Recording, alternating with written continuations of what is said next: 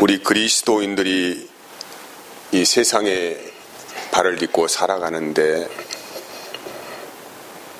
여러 가지 원치 않는 시험들을 만날 수가 있음에 대해서 말씀을 하는 것입니다. 그런데 이 시험을 잘 견뎌내는 자에게 주어진 하나님의 보답이 있습니다. 이걸 응답이라고도 할 수 있죠. 이것을 생명의 멸관이다라고 합니다. 본문의 말씀은 이제 그 보상에 대해서 말씀하시잖아요. 주께서 자기를 사랑하는 자들에게 약속하신 생명의 멸관을 얻게 될 것이다. 이 말씀을 좀 더 들여다보면은 믿음의 타락이 생길 수 있다는 것이죠. 그러니까 우리가 처음에 예수님을 마음에 영접했다는 것을 영으로 살았다 이렇게 말해요. 영으로 살아가는 자가 그 마침의 결국이 육이 될 수가 있다라는 것입니다. 우리가 자칫 믿음을 오해를 하게 되어지면은 하나님의 견고한 은혜를 부어주기 때문에 끝까지 그분이 나를 인도하실 것이다 라고 하시죠. 물론 하나님은 끝까지 인도하십니다. 끝까지 인도를 하시는데 우리 스스로가 믿음의 타락이 생겨서 세상을 쫓는 삶으로 추락을 할 수 있다는 것입니다. 그래서 믿음의 온전한 인내를 보여라 라고 우리에게 말씀하시고 그 믿음의 온전한 인내를 보이는 사람만이 얻는 것이 있는데 그게 바로 생명의 멸류관이다. 생명의 멸류관, 멸류관이라는 말은 승자에게 주는 상이죠. 하나님이 우리에게 네 잘 싸워서 이겼다라고 말씀하시고 주시는 은혜가 뭐냐면은 생명을 네가 얻었다. 생명을 얻는데 승리했다라는 상을 말씀하고 있다는 것입니다. 13절의 말씀에 보면은 하나님이 시험을 하지 않는다고 하시요. 사람이 시험을 받을 때에 내가 하나님께 시험을 받는다 하지 말지니 하나님은 악에게 시험도 받지 아니하시고 친히 아무도 시험하지 않으신다라고 합니다. 하나님은 우리를 시험하지 않는다고 하시는데 물론 하나님은 우리를 시험하지 않습니다. 이것을 세상적인 관점에서 보면은 그냥 시험이라고 말을 하고 하나님의 은혜의 관점에서 보면은 하나님이 나를 연단해 가신다라고 하는 거예요. 테스트라는 말, 테스트. 우리가 여러분 학교 다닐 때 시험 많이 치렀잖아요. 그 시험을 치르는 이유가 무엇입니까? 네 실력이 지금 얼마나 향상되었는가, 네 수준이 어느 정도인가를 체크해보는 게 테스트라는 거예요.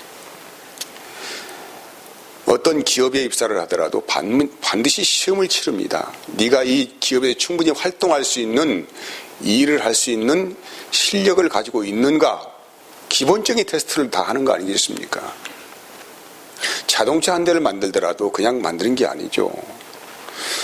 수천 번, 수만 번 시험을 해보는 거예요. 테스트 해보는 거예요. 이 자동차가 얼마나 짱짱하게 만들어졌나. 일부러 그냥 엄청난 속도로 100km씩 해가지고 충돌 시험을 하잖아요. 그래서 이 충돌 시험을 측면에서 해보고 뒤에서 해보고 앞에서 해보고 다 해보는 거예요.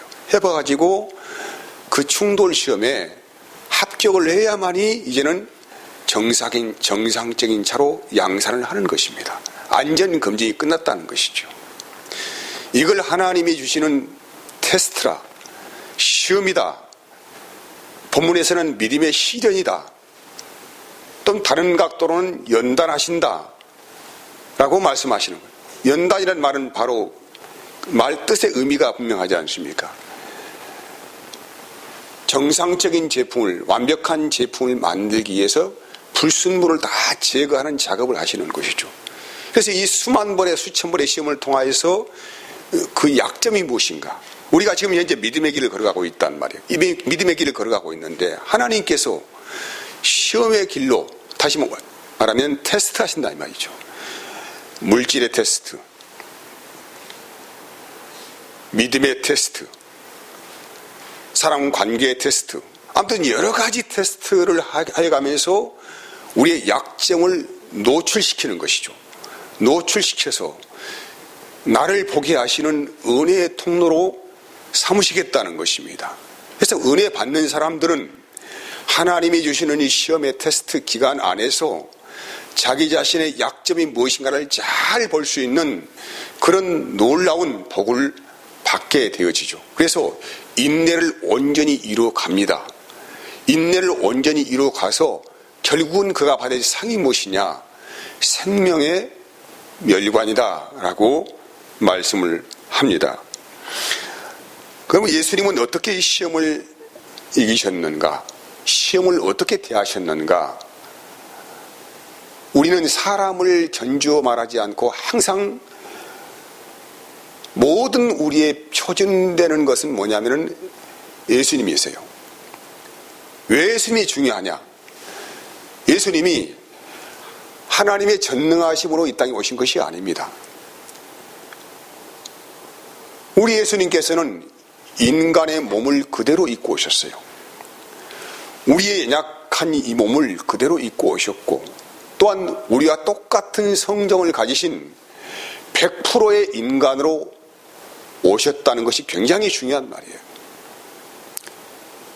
그분은 나와 별개의 분이다. 이렇게 바라보면은 주님과 나는 함께 연합을 할 수가 없습니다. 주님이 이 땅에 오시는 그 모든 일들은 전적인 나와 같은 똑같은 몸을 입고 오셨고, 우리가 이 세상에 살아가시는 똑같은 그런 삶을 사셨다는 것이죠. 그분도 건강의 문제에 고민이 있었지 않겠습니까? 먹는 문제에 고민이 있었지 않겠어요? 질병의 문제에 있었지 않겠습니까? 여러 가지 마음의 상심됨들이 있었지 않겠습니까? 그래서 전적인 그분은 인간의 모습으로 오셨다라는 것이 굉장히 중요한 것이죠. 근데 인간의 몸으로 오신 그분이 우리의 삶의 신앙의 근본과 기초와 평균이 되는 것입니다. 그래서 우리는 항상 사람을 쫓아가지 아니하고 내가 사랑하는 그 예수님이 어떻게 이 시험들을 이겨내셨는가에 대해서 초점을 맞추는 거예요. 예수님께서 공생의 사역이죠. 하나님의 말씀을 이 땅에 전파하는 사역을 공생의 사역이라고 합니다. 처음 그분께서 공생의 사역을 시작하면과 동시에 성령의 이끌리심을 받았습니다. 성령의 이끌리심을 받았어요. 그러니까 그분은 광야로 가셨다는 것입니다. 중요한 이 제목입니다. 이것이 성령의 인도하심에 순종을 하여서 그분께서는 비자발적으로, 자발적인 의도가 아니죠. 비자발적으로 성령의 인도하심에 순종을 하여서 광야로 가셨습니다. 여러분, 광야가 무엇입니까? 아무것도 없어요. 의지할 것이 전혀 없다는 것이죠. 먹을 양식이겠습니까? 어떤 문화와 접속이 되어 있습니까? 어떤 인간 관계가 형성이 되어 있습니까? 아무것도 없다는, 단절된 그곳에서 주님께서는 비자발적 순종에 의해서 40일을 금식을 하십니다. 40일. 아니, 먹을 게 없으니까. 일단 광야니까 40일 줄이신 것이죠. 그때 아주 절묘한 그 타이밍을 놓치지 아니하고 시험하는 자가 왔다고 합니다. 여러분, 시험하는 자는 항상 어떻게 옵니까? 아주 적합한 타이밍을 놓치잖아요. 충분히 손만 까딱해도 저 사람 넘어갈 수 있다. 이 타이밍을 마귀는 정확히 알고 있다는 것이죠. 바람만 숨기만 훅 해도 넘어갈 수 있다. 이 타이밍을 아주 마귀는 정확하게 꿰뚫어보고 있다는 것입니다.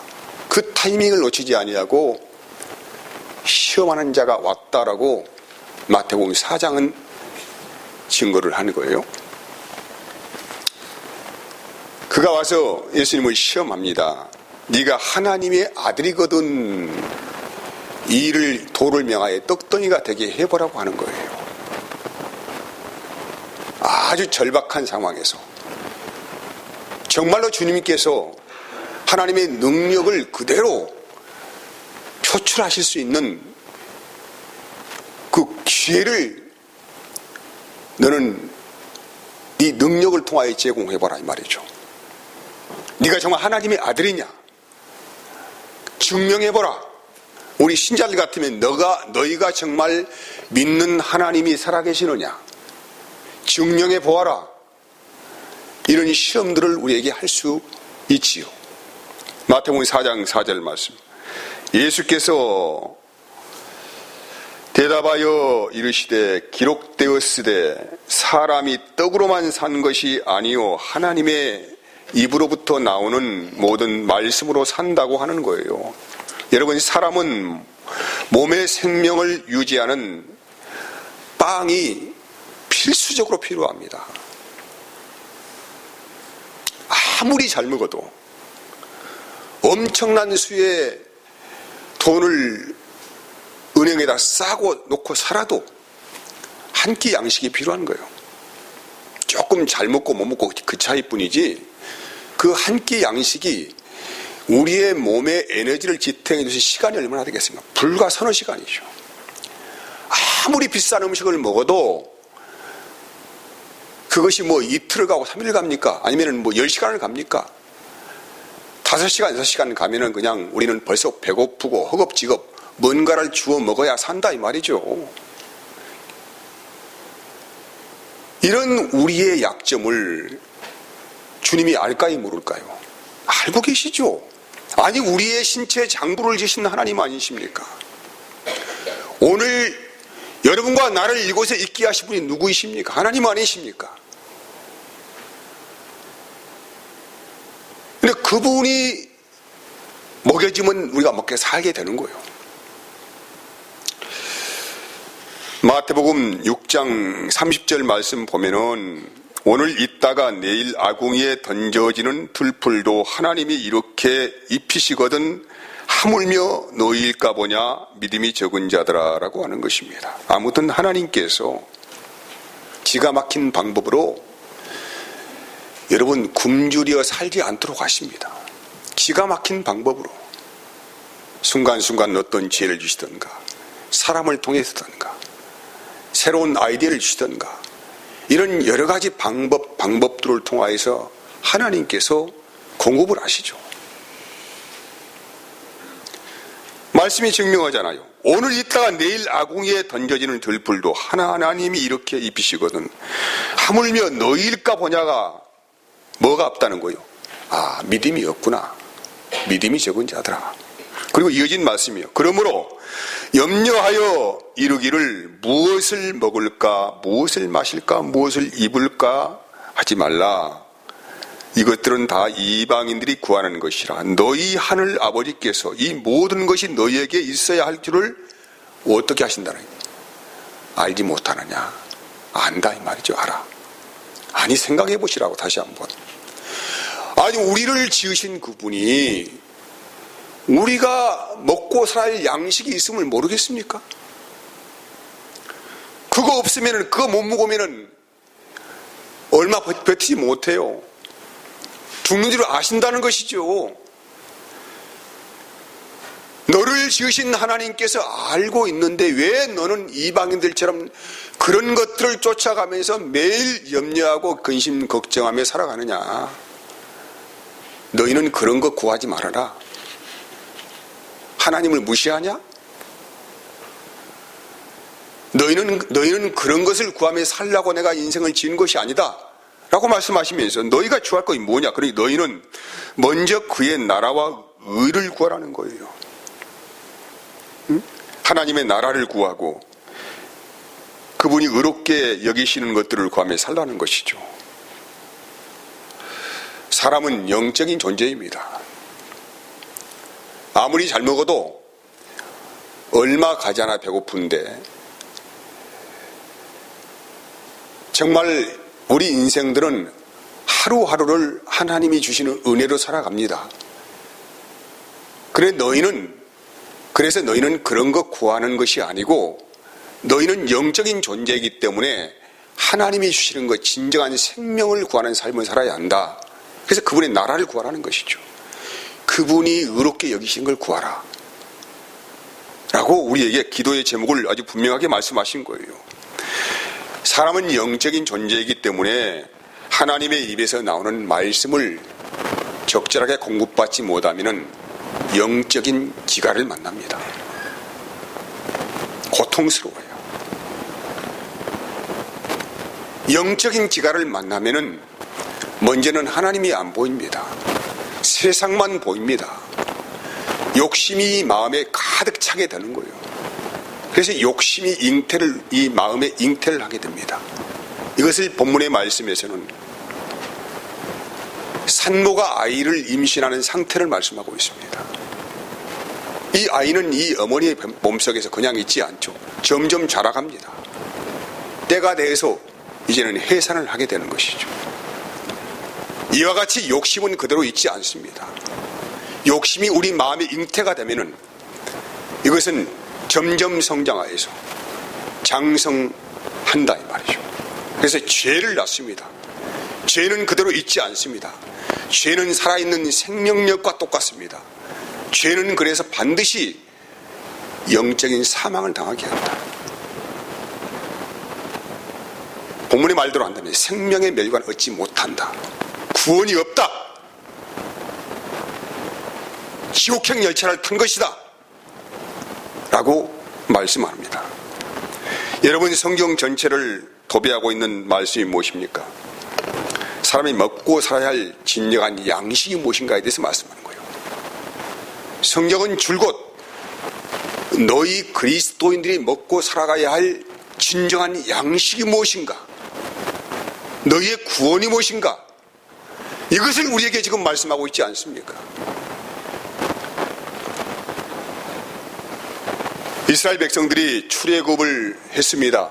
그리고 출애굽을 하고 나서 바로 그들은 가나안에 들어가지 않았습니다. 거리는 짧은 거리예요. 불과 20일 정도 되면은 가나안까지 직선 코스로 갈 수가 있는 거리인데 하나님은 바로 그를 인도하지 아니하시고 광야에서 40년의 연단의 시간을 보내게 하십니다. 왜냐하면 하나님이 약속한 땅에서는 더 이상 세상의 것이 그들을 주관하지 못하도록 하기 위해서 40년 동안 하나님께서 믿음의 시련의 기간을 설정해 놓으시고 거기에서 계속적으로 돌리시면서 하나님께서 그들을 연단을 해 가시는 거예요. 근데 하나님이 거기에서 단 하루도 거르지 아니하시고 하늘에서 날마다 신비로운 만나를 내리셔서 먹여 살리셨습니다. 누가 먹여 살렸다고요? 하나님이 먹여 살렸죠. 하나님이 매일 그들은 신기한 양식을 한 끼도 거르지 아니하시고 배부르게 먹고 살았다. 이게 광야 만나 사건 아닙니까? 근데 왜 하나님께서 이렇게 하셨는가? 왜 그렇게 하셨는가? 이유를 말씀하고 있는데 신명기 8장 2절에서 3절까지 말씀이에요. 내 하나님 여호와께 이 40년 동안에 내게 광야길을 걷게 하신 것을 기억하라고 합니다. 왜 광야길을 40년 동안 걷게 하셨는가? 이것을 기억해라. 왜? 이유를 말씀하십니다. 이는 너를 낮추시며 너를 시험했다는 거. 이게 시험, 테스트했다는 것이죠. 너를 시험하사 내 마음이 어떠한지 그 명령을 지키는지 지키지 않는지 알려고 하나님께서 테스트하신 것이다. 시험하신 것이다. 하나님께서 그들의 마음을 달아보신 것입니다. 그리고 이어진 말씀. 그리고 또 그것만 한 게 아니라 너를 낮추시며 너를 줄이게도 하시며 또 너를 알지 못하며 너도 알지 못하면 내 조상들도 알지 못하던 만나를 내게 먹이신 것은 사람이 떡으로만 산 것이 아니요 여호와의 입에서 나오는 모든 말씀으로 사는 줄을 내가 알게 하려 하심이라고 하셨습니다. 매일 그들에게 필요를 채우시는 만나를 공급하셨어요. 테스트해 가시면서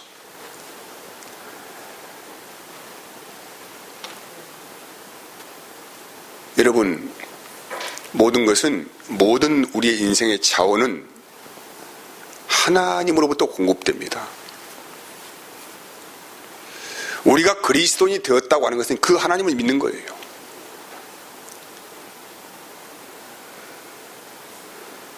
(40년) 동안 그들은 한 끼도 거르지 아니하고 하나님이 주시는 기적 같은 만나를 매일매일 먹고 생명 유지를 하였습니다. 근데 기분이 나빠요. 왜 기분이 나쁩니까? 자기가 먹고 싶은 것들을 주지 않았거든요. 그들은 애굽에 살았을 때에는 비록 신부는 노예 취급받고 살았지만은 부추도 먹을 수 있었고 마늘도 먹을 수 있었고 여러 가지 문화 혜택도 받을 수가 있었고 잠자리도 좀 편했다 이 말이죠. 그래서 너무 그리운 거예요, 애굽 생활이. 조금만 은혜 떨어지면 당장 그들은 불평이 나옵니다. 야, 이러려고 하나님께서 우리를 강요로 인도하셨나? 너무 삶이 재미가 없다, 무미하다. 우리가 먹고 싶은 거, 입고 싶은 거, 하고 싶은 거 다 하고 살아야 되는데 그 모든 것이 단절됐다 이 말이죠. 왜 매일 똑같은 음식을 먹고 살아야 되느냐? 너무 불평하고 불만했습니다. 그럴 때마다 나온 게 무엇입니까? 그들 입에서 다시 우리를 애굽으로 인도를 해달라 이 말이죠. 다시 돌아가자. 모세를 협박하고 너희가 이러려고 이 광야에서 우리 이렇게 죽게 하려고 이런 시험을 만나게 하려고 이곳을 인도했느냐? 사랑하는 여러분, 이것이 인간의 본성적인 모습이에요.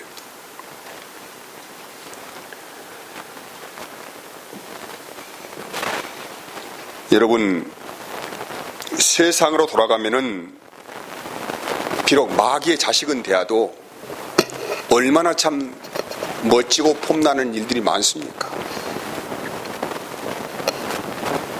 요즘에는요, 성적인 모든 것이 너무 개방이 돼가지고 조금만 눈만 돌리면 얼마든지 쾌락 즐길 수 있는 이 시스템이 다 돼 있어요. 사회 구조 안에서. 세상 사람들 아주 재밌게 살아요. 얼마나 갈 것도 많고 먹을 것도 많고 할 것도 많습니까? 그래서 애굽의 생활이 때로는 그릴 수 있다는 것이죠. 왜 우리는 매일 은혜 하면서 말씀하면서 이렇게 살아야 되는가? 바로 이 광야에 갇혀서 이스라엘 백성들이 그런 유혹과 시험을 받은 거예요. 하나님의 테스트를 그들은 테스트로 여기지 않았습니다. 만나가 무엇입니까? 이 만나가 뭐예요 도대체?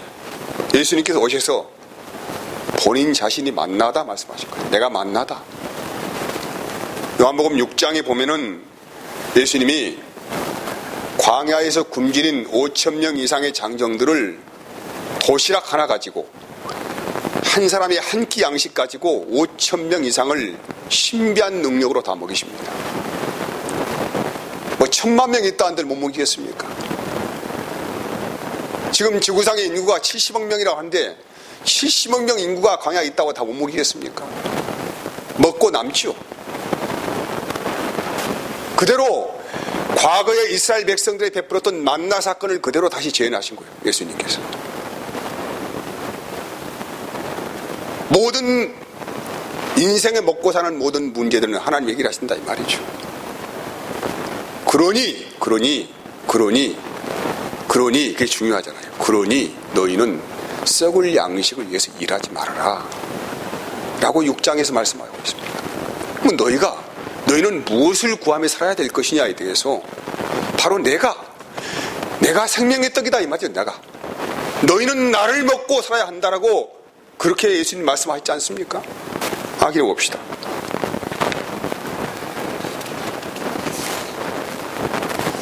요한복음 6장 35절 예수께서 이르시되 나는 생명의 떡이니 내게 오는 자는 결코 줄이지 아니할 터이요 나를 믿는 자는 영원히 목마르지 아니하리라. 요한복음 6장 47절에 보십시오. 51절까지 진실로 진실로 너희에게 이르노니 믿는 자는 영생을 가졌나니 내가 곧 생명의 떡이니라. 너희 조상들은 광야에서 만나를 먹었어도 죽었거니와 이는 하늘에서 내려오는 떡이니 사람으로 하여금 먹고 죽지 아니하게 하는 것이니라. 나는 하늘에서 내려온 살아있는 떡이니 사람이 이 떡을 먹으면 영생하리라. 내가 줄 떡은 세상의 생명을 위하여 얀 내 살이니라 하셨다고 말씀합니다.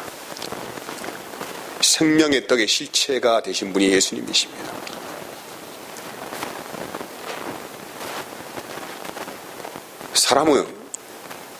사람은 영적인 존재이기 때문에 떡으로만 살 수 없어요.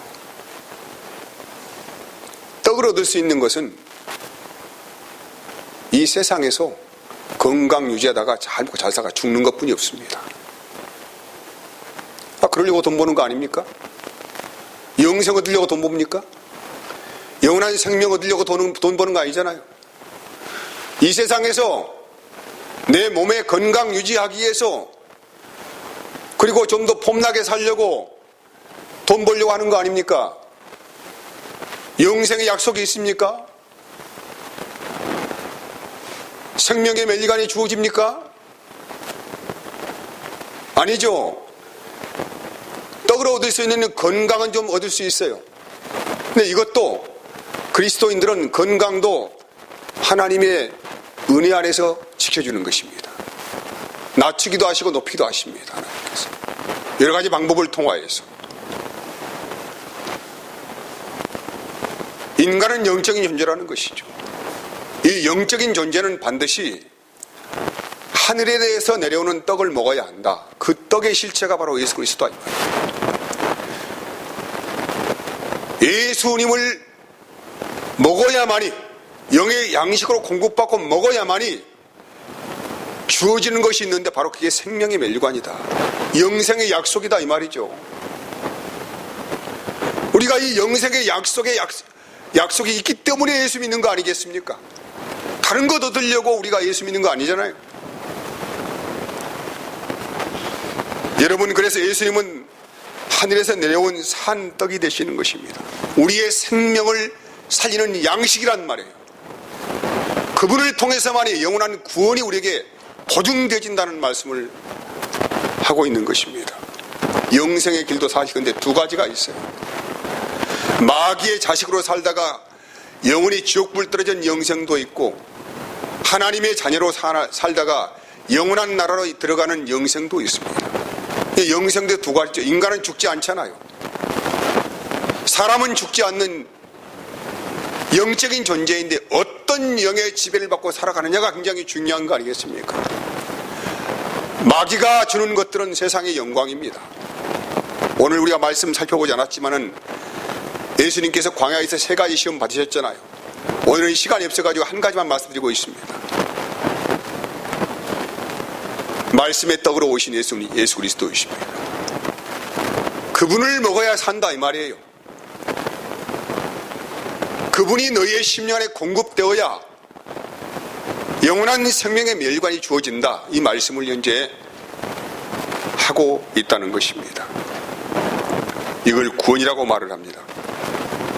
여러분, 오늘 우리가 혹 시험에 들었다고 생각이 되거든 은혜를 구하는 길로 들어가야 합니다. 그 시험을 통하여서 우리의 자신의 연약한 것들을 보게 하시는 하나님의 은혜를 보라는 말이죠. 내가 어떤 부분이 약하구나. 하나님이 그런 시간들을 통하여서 나의 약점과 내가 현재 어디에 링크되어 있는가에 대해서 분명히 볼 수 있는 시간들을 주실 때에 잘 보고 그때 구할 것은 주님을, 그 생명의 양식인 주님을 먹고 사는 존재가 되어야 한다는 사실을 말씀을 하는 것입니다. 다시 말씀드립니다. 시험이 찾아왔거든. 이건 하나님께서 나를 연단하시는 시간이라는 것을 보라는 것입니다. 이 시험들을 통하여서 나의 수준을 알게 하십니다. 나의 신앙의 단계를 알게 하십니다. 나의 약점을 보게 하십니다. 내 잘못된 것들을 고칠 수 있는 유일한 은혜를 하나님께서 부어주십니다. 그래서 하나님께서 더 높은 영적 차원으로 날 이끌어 가시는 것이죠. 그 영적 차원의 은혜가 뭐냐면 주님을 구하는 삶입니다. 날마다 주님의 생명 안에서 살아가는 삶이 되는 그 약속의 은혜로 우리를 이끌어 가기 위해서 우리에게 주어지는 은혜의 시간이 연단의 시간이라고 할 수가 있고 테스트하시는 시간이라고 할 수가 있습니다. 오늘 우리가 이 말씀을 통하여 다시 한번 나를 바라보게 하시는 은혜의 시간들을 소홀하게 생각하지 말고 하나님이 나를 이끌어가고 계시구나. 내가 지금 광야를 만나고 있구나. 이 광야에서 인간은 하나님의 말씀을 먹고 사는 존재로 그렇게 지음을 받았구나라는 것을 인식하면서 다시 한번 자기의 삶을 잘 정리해 나가시는 은혜가 있기를 원합니다. 기도하겠습니다. 하나님 감사합니다.